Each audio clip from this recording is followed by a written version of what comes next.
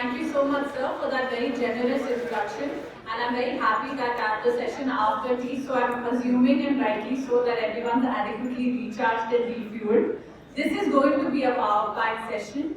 Like in the morning, I mentioned that for me, it's truly an honor and a greatly humbling experience to be amongst giants, not just fathers, but several grandfathers of science. It's a real honor to have witnessed three very, very inspiring sessions in the morning. And I always feel overjoyed to be in the company and in the presence of Professor Ashutosh Sharma.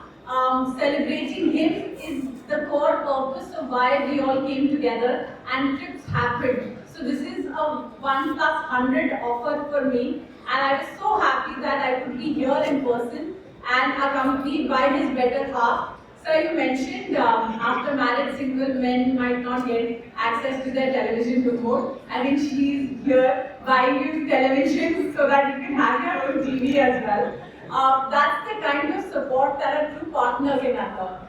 For me, Professor Ashutosh Sharma represents the essence and the core of TRIPS. It's so, in a way, this conversation is a homage to him, to the best of science and to the best of IIT Kanpur. I wouldn't be here if it were not for IIT Kanpur and the kind of DNA and the kind of essence that IIT Kanpur provides.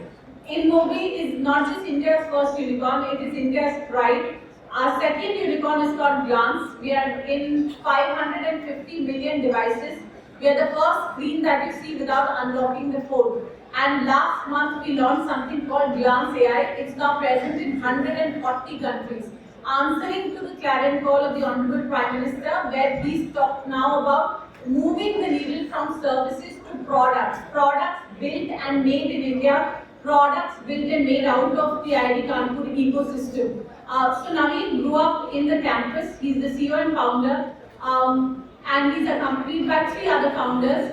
And out of that, 2 others also come, one from Lucknow and the other one from Ghaziabad. I was born and raised in Lucknow. For me, therefore, it's a personal journey of coming back and also seeking an opportunity to give back to the community. So any opportunity that we get to engage with young minds, young scientists and researchers, whom I think we are clearly not doing enough to celebrate and also to facilitate and enable. That is why this is so special, because you're not too far away from campus and we are trying to bring in the best of what IIT Kanpur as well as the entire ecosystem of Uttar Pradesh represents.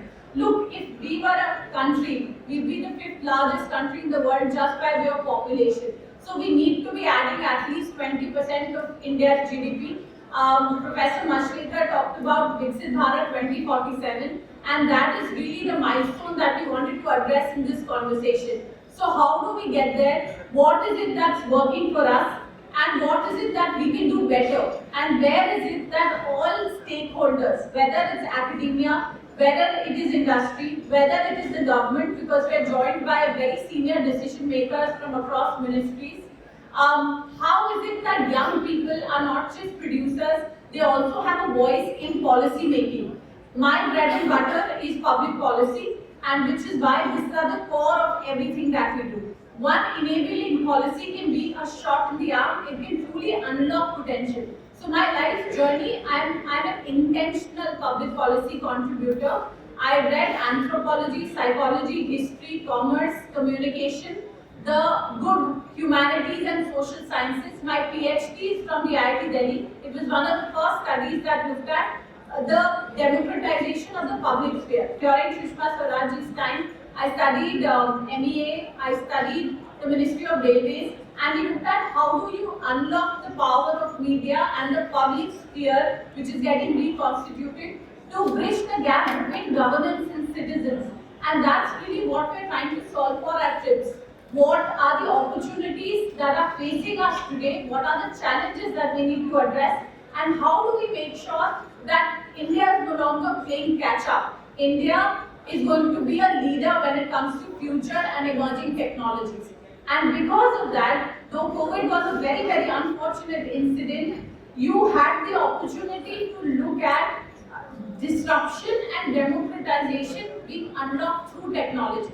So the traditional rules of the game were rewritten, and therefore you got somewhat of a level playing field. And this is why I believe between a James Bond movie and a Mission Impossible story that we have the opportunity to have that hack, that magic window portal that opens in Hogwarts at the platform and writes the Harry Potter saga. This is India's moment. This is India's opportunity. So what more can we do? And that's why we created and we wanted to double click and further highlight the concept of neopolitics. Maybe next. So what is it that we need to do? This is my own personal learning, and I'm not yet 80 or 85, still young, still learning, forever a student of media, technology and society. I was a professor in LSR in Delhi University, and this was 2012, when we first learned that a lot of multilateral institutions wanted to look at how the internet should be governed. This was a critical milestone because telecommunications is a licensee-licensor arrangement. You work with the government, they have a say in how the business runs, and rightly so. A lot of national security issues. So there's a lot of engagement between the government and industry. When it comes to the internet, and which is where the big unlock will happen, and rightly pointed out earlier today that no conversation can happen without artificial intelligence. And that's when we learned about the UNDESA process, the United Nations Economic Desk, about the Secretary to the United Nations looking for a set of advisors who will come from industry, who will come from academia, who will come from developing countries, and they will all have a seat at the table to look at how should the future of the internet look like. INSA, who is considered to be one of the fathers of the internet, talks about core values for internet. It needs to be interoperable, it needs to be open, it needs to allow permissionless innovation, and innovation happens at the peripheries, not at the cores. So if ARPANET hadn't happened, if no single university had laid state claim, and if the US commercial department had not allowed its contract to lapse, we'd be looking at a very different INA functions. So the ISTAR organizations across the world own and run a lot of very, very important assets, and these assets and these rules, whether it's the International Engineering Task Force, they write recommendations and standards. So the core of neopolitics is taking a small segue away from traditional politics, which is aggressive, which is adversarial, and which often a zero-sum game. Either you will win or your opposing country will win. How is it that we can then explore, and that's what we tried to do today morning with the launch of the Digital Diplomacy Center, that how do we broker consensus? So while I was at the Internet Governance Forum, we worked with 17 ministers of ICT, telecommunications, we worked with 17 global CEOs, people from industry and academia were present, and for the first time I learned there are 21 different kinds of consensus. So there is no absolute consensus. There are alliances that we build that work on common minimum programs. So in the shifting sands of the current geopolitical environment, neopolitics is very, very critical. What is it that is going to get built on? And here's the slide, and feel free to take pictures. We'd love for you to talk about it. The first is the tech stack, and this is where our inherent advantage as a country lies, right? Compute, models, chips, software, supply chains. India needs to not just be present in small numbers, and this is where I learned that our neighbors were sending 50 to 100 member delegations. While on occasion I would see our tent card and it read India, and you saw either someone showing up very last minute or you saw someone showing up underprepared. This was 2012. A lot has changed since. It's been our decade, a decade of technology, a decade of innovation, a decade of disruption.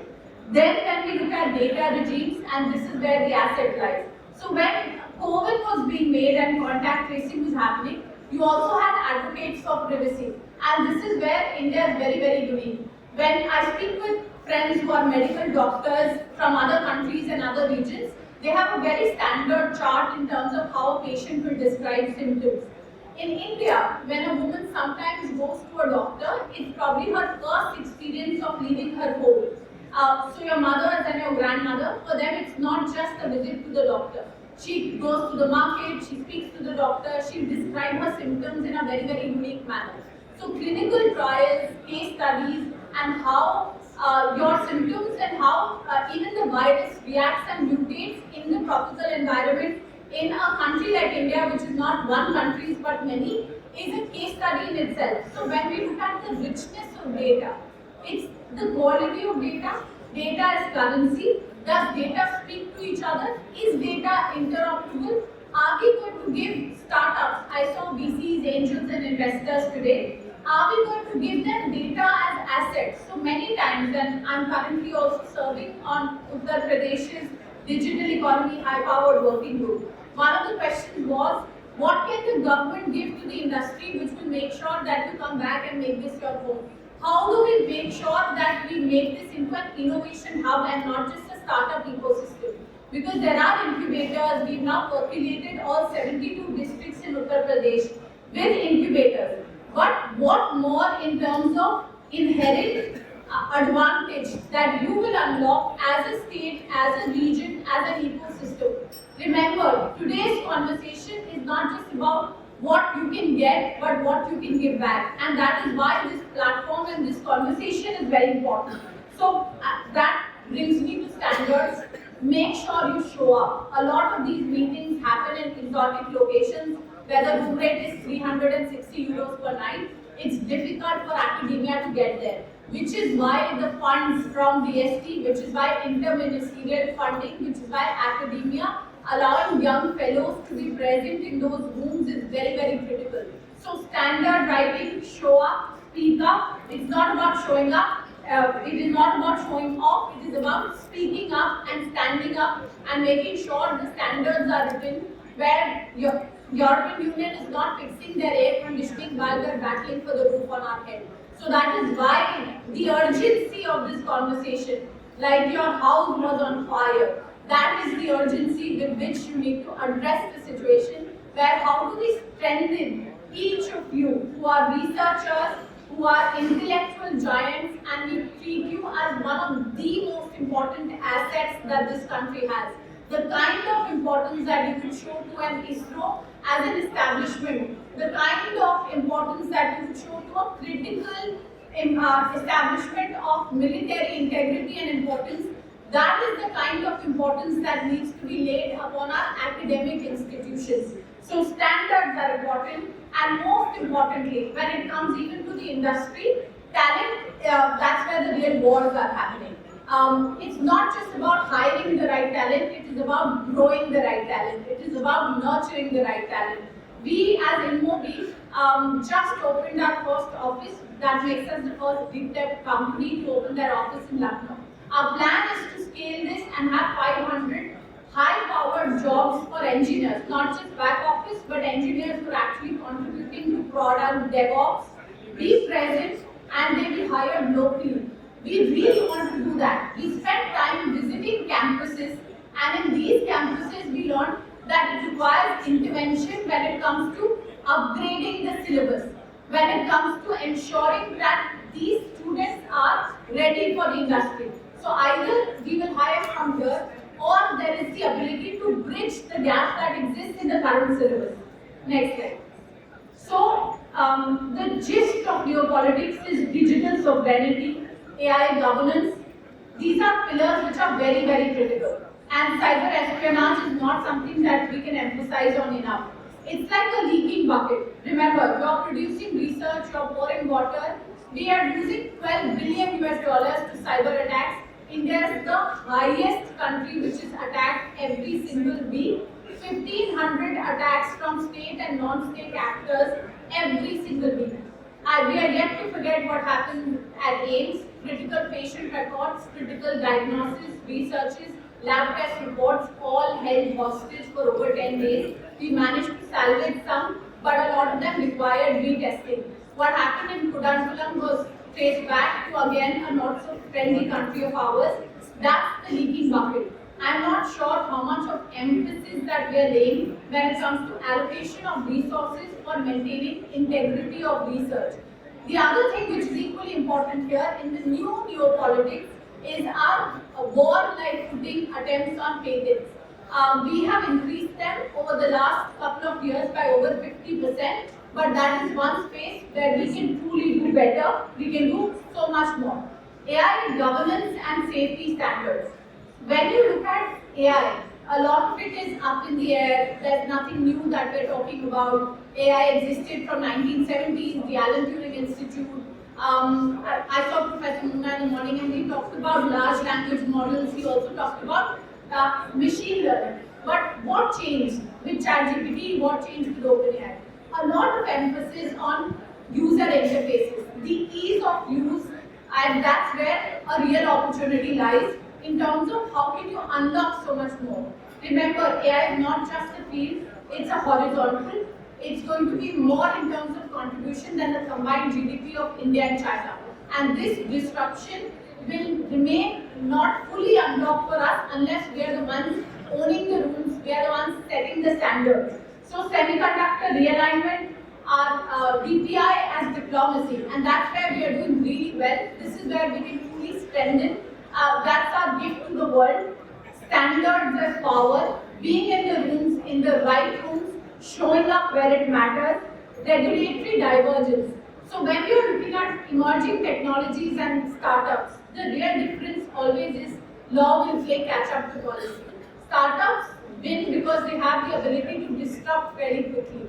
If we can look at governance as minimum government and maximum governance with regulatory sandboxes and the freedom to innovate, that's really our real advantage. Kabir, can we look at the digital diplomacy?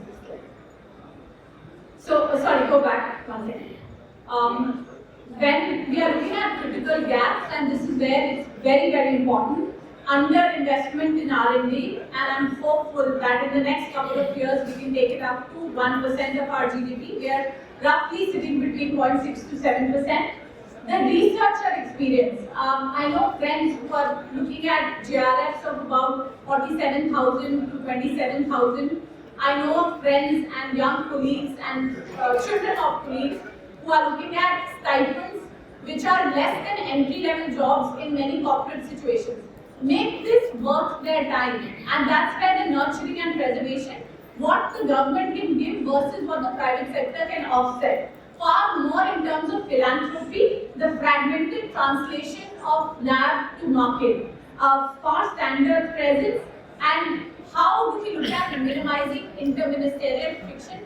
How do we ensure that we are building capacity for our policymakers?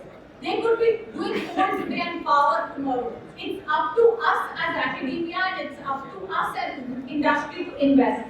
This was a suggestion that I had, the 5T playbook: trade, technology, talent, trust, and terra. So geographical supremacy at the heart of everything that we do is going to be trust. The entire digital economy.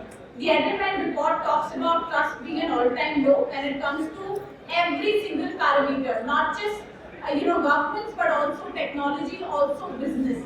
And this is where India can truly looking at privacy by design and not just as a product afterthought. So how do you transform research into a research destination? These were some of the suggestions we had. City labs, open plus science, IP that circulates, pay and progression, compute as infrastructure. We need to invest, and this is where government and industry can truly come together. Procurement that learns, can state have a 5 to 10% quota for ensuring that startups are not struggling for venture funding and early exits. And that is what brings us to the digital diplomacy sector. So, sir, I'm just going to yield my last minute. So, this is what we launched today, and many of you came up to me during sidebar conversations and tea breaks. How we understand the problem, how do we fix it? And this is an initiative that grew out of multiple experiences. When the US was accused of spying on friendly countries, they created the Net Mundial process. I served on their board, and this is where coalitions which are based on common minimum interest. So technology programs that upskill academia, greater presence through fellowship and presence of Indian academia, researchers, industries and fellows and global stages. Go back to the previous slide, please. I think, would you mind? Yeah, and good. Speakers already. Sure.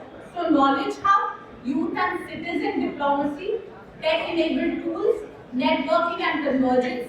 And the last thing, how do we make sure that all of this comes together through a hub and spoke model? And this is where it's a call to action. We'd love to hear from all of you in the room. You as volunteers, researchers, as participants and beneficiaries, industry bodies, academia, labs, INSA and IIT Kanpur in particular, because this feels like home, to come join and partner with us. Thank you once again for listening and for your opportunity. Thank you.